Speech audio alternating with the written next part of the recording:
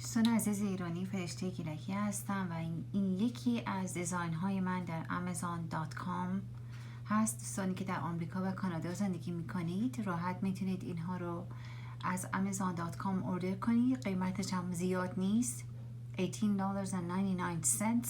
5 کالر هم میاد، beautiful colors. و قسمتی از فروش این تیشرت به حیوانات و کودکان یتیمخانه های ایران اهدا خواهد شد از طرف من و شما.